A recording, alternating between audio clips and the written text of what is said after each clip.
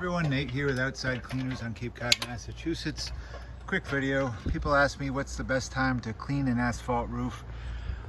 This right here is the best time to clean a roof.